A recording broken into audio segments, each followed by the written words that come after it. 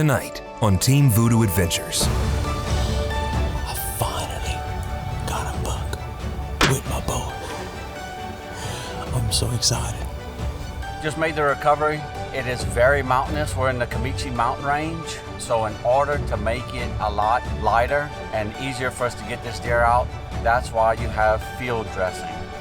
But what makes this story, not 30 minutes after I killed this deer, I look behind me and there's a big deer coming. All that and more next.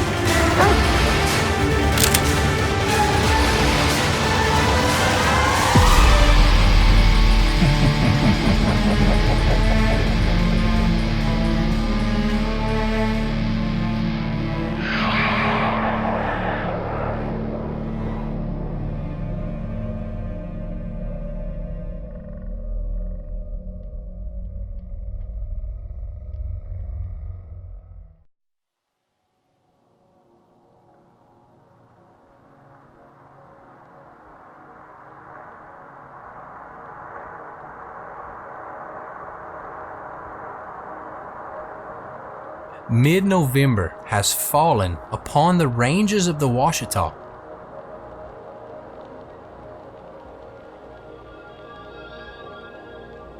The landscape has become a brilliantly painted, surreal environment as the leaves change from green to red. Here in our little tucked away nook, we've set up camp for several weeks, looking for adventure and whatever comes our way.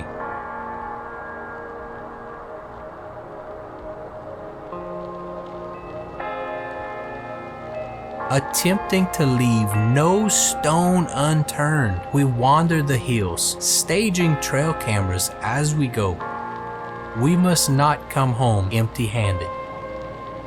Being in our own small but suitable home away from home means being away from my real home and away from the ones that I love. So for them, I feel I must make this a worthy venture. Tracking, trekking, tracing.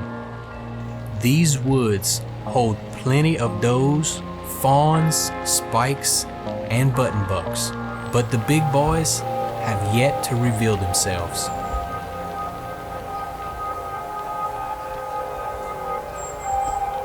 For Oklahoma, however, the rut is just rearing up.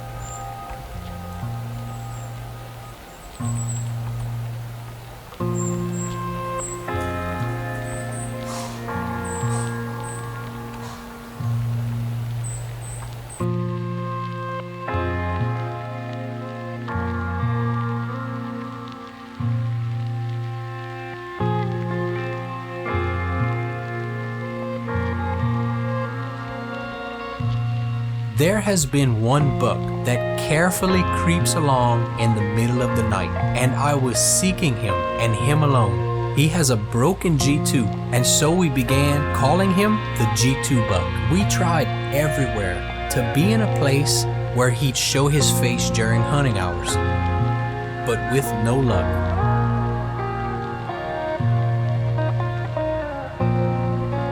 There was one young buck that I at least could rely on to be there every single morning, and that was this goof-on.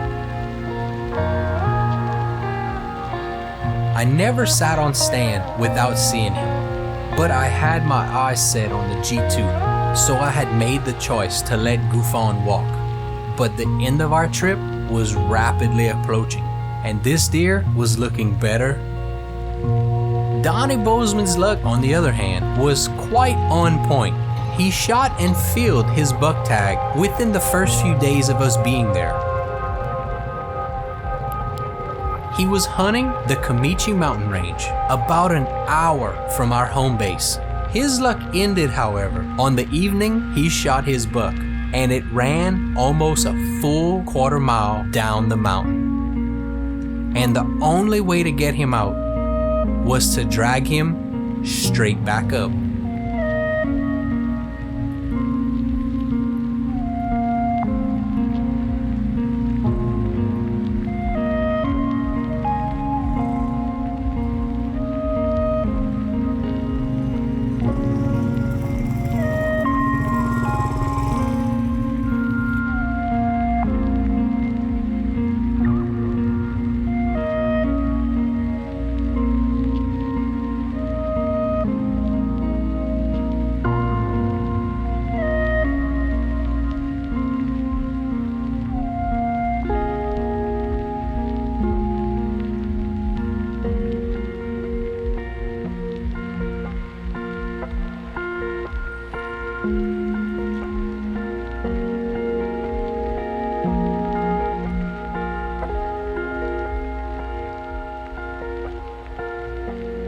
Alright, so here we are in Oklahoma.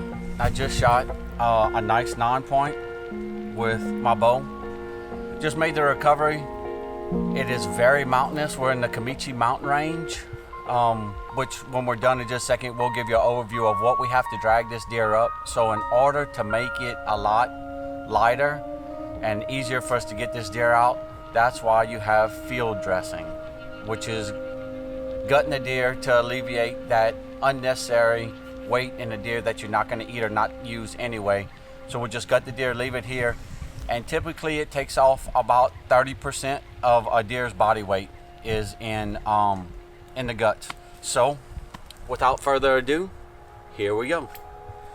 What you want to do typically is cut at least amount as possible, the smallest incision where you can still get all of the entrails out.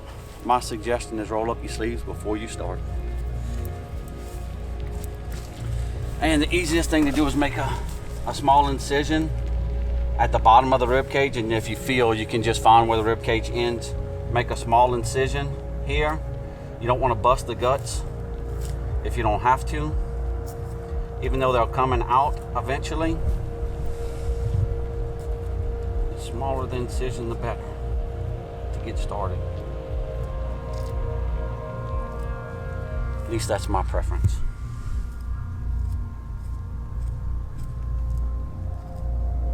You start small, you can always go bigger.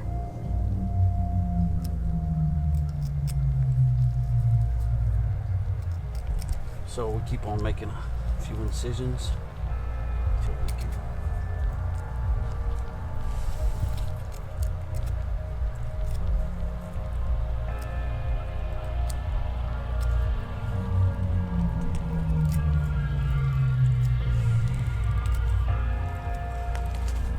And I kind of lift on the guts, kind of lift on the skin to separate the entrails to where you don't cut them or bust them. Which now you're starting to see a little bit of the entrails. And now we're going to see what we can pull out.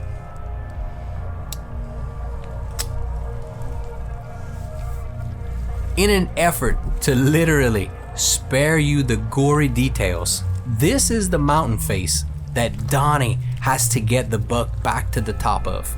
And it's a 45-degree incline or greater the whole way up.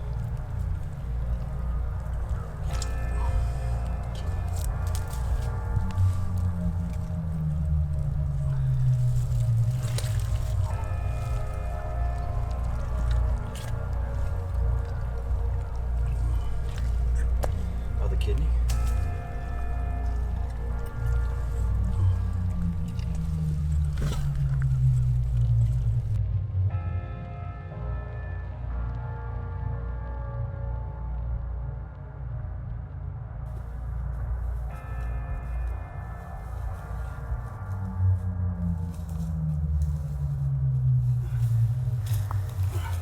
cameraman should be helping right now.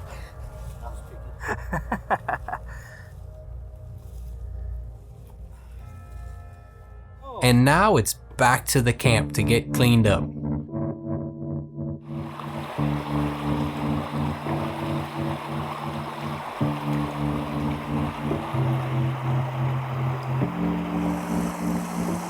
For me, I continue to wander the woods and wait for my moment, determined to make this trip worthwhile.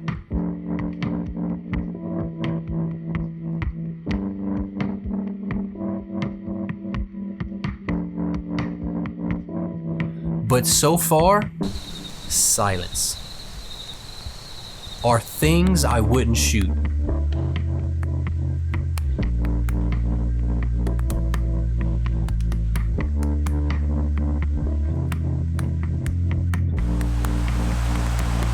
So I kill time in between hunts, collecting river stones for my wife's garden, completely unaware of the incredible hunt I was about to witness. Coming up next.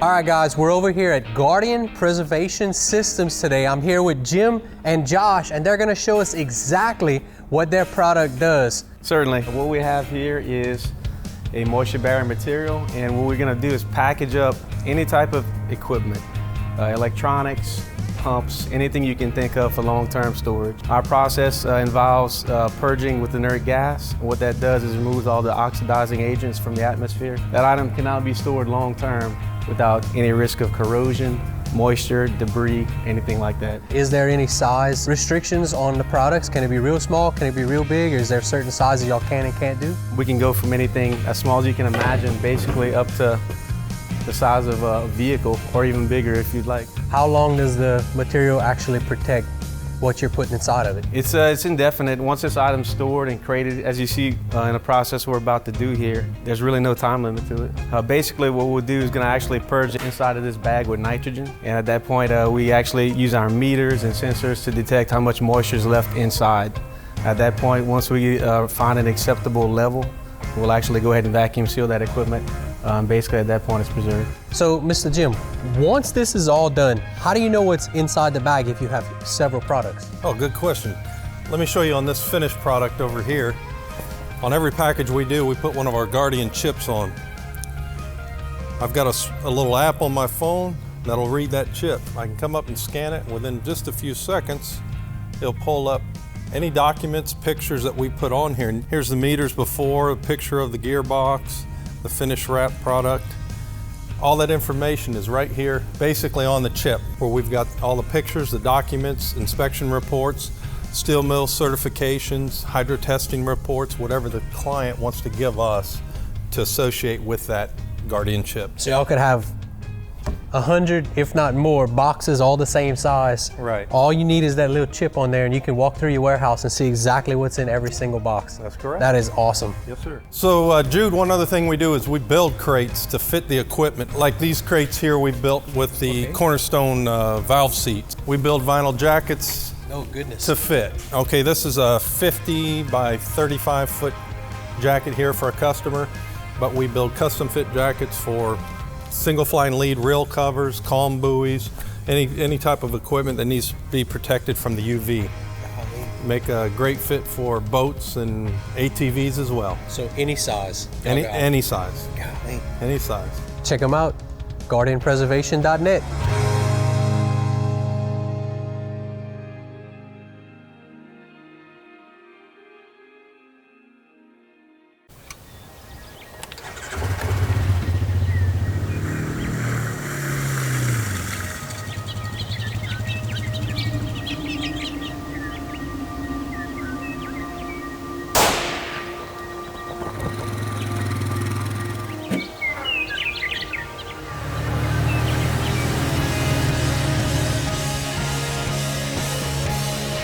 And remember, you know the line. Team Voodoo knows how to get around South Louisiana, and that's in a Chevrolet Silverado Z71, nicknamed Ogan. Service Chevrolet Cadillac is your access to the latest and greatest Chevy has to offer. Located on Ambassador Caffrey, this is your one-stop shop for Cadillac and Chevrolet. Stop in today and let them put you in your next adventure.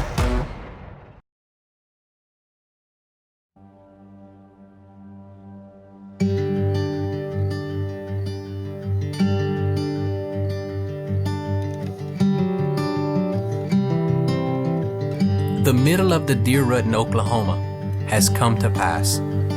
It was an incredible trip. We filled our doe tags, but I still had 2 buck tags, one with a bow and one for a rifle.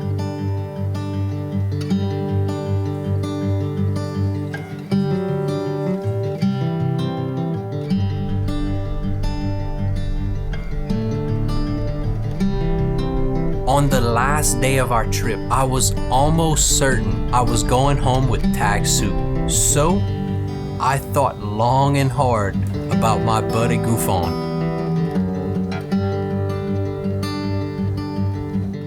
I had been chasing the G2 this entire trip, but early one afternoon at the camp, we got a few pictures from another hunting camp on the other side of the mountain that we had met with earlier. Apparently, old G2 made his fatal mistake and wandered into their shooting lane. So that's what made my mind up. Goofon was coming home with me if he decided to make an appearance on the last day.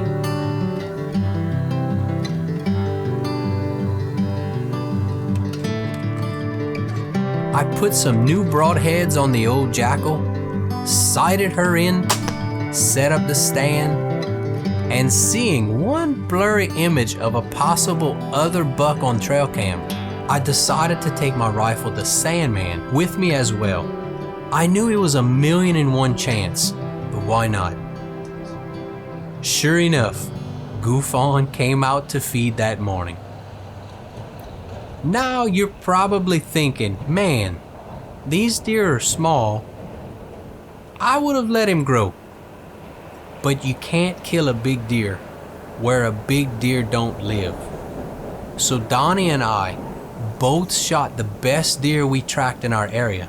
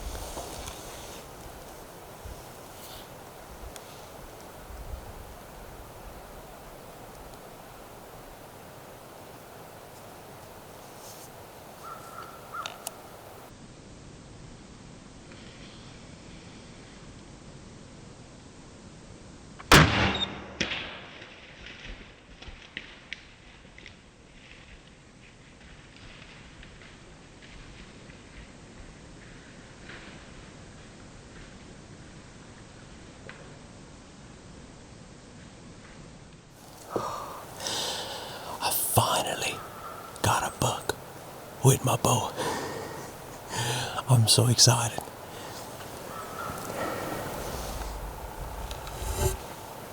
It wasn't even 30 minutes later.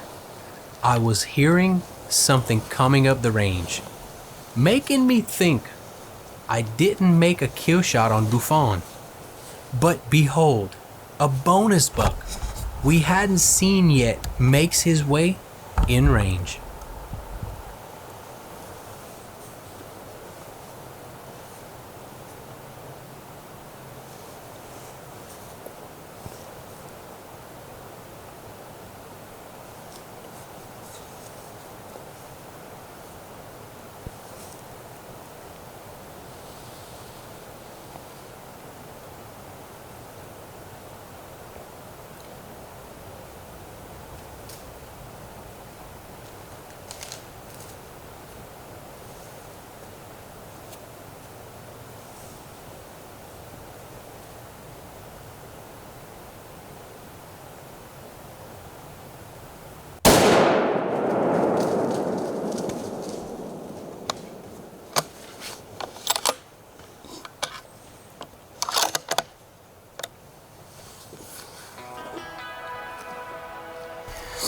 Here is the first buck.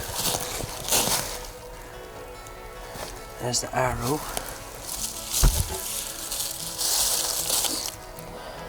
Nothing on the blood ring. Full of blood though. I guess the angle. Blood. Now this has been my first buck with a bow in over a decade. If this were back in the swamp, I definitely would have let this guy grow. But this was our very last day in Oklahoma, and tag soup is an expensive trade. This was a great first buck of the year. Now on to bigger and better.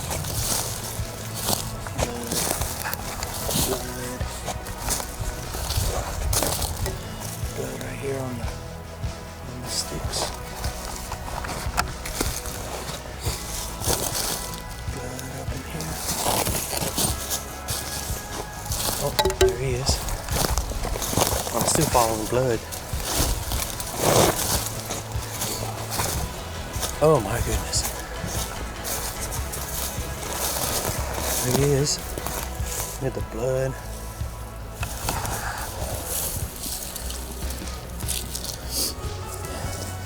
Here we go. Guys, I know he's not a giant, but he's my first buck in Oklahoma with a bow. And I couldn't pass up the opportunity. Got him. But what makes this story even better is that not 30 minutes after I killed this deer, I look behind me and there's a big deer coming, and he's on the ground over here, and we're going to look at him right now.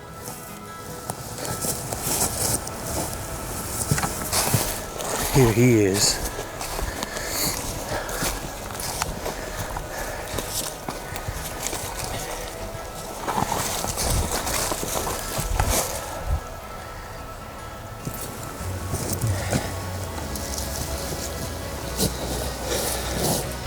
And here is, he's a big 8-point. He's tall, he's real tall. I'm pretty pumped. Hey, I'm not gonna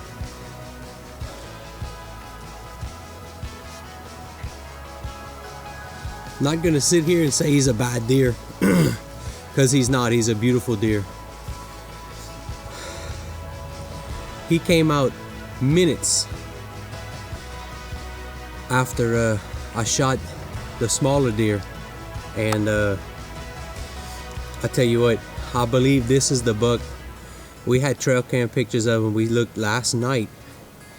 Decided I was gonna come sit this stand this morning. I didn't sit it yesterday because we had came in here and I had to change the seat on my deer stand. Came this morning, I don't know. Shot the smaller buck, turned around, and here he is. I'm happy. I'm happy. It's a beautiful animal. Oklahoma, baby. Oklahoma's been good to us. 2 does, 2 bucks. I'm happy. I got plenty of meat. Got a little trophy to put on the wall. A little bit better look for everybody.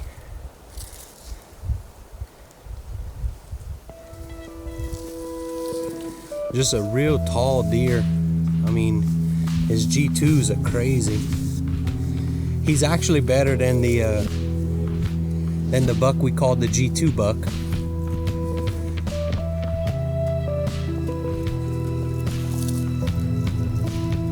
I'm happy. I'm gonna put a tag on these boys, both of them, and bring them home with a smile on my face.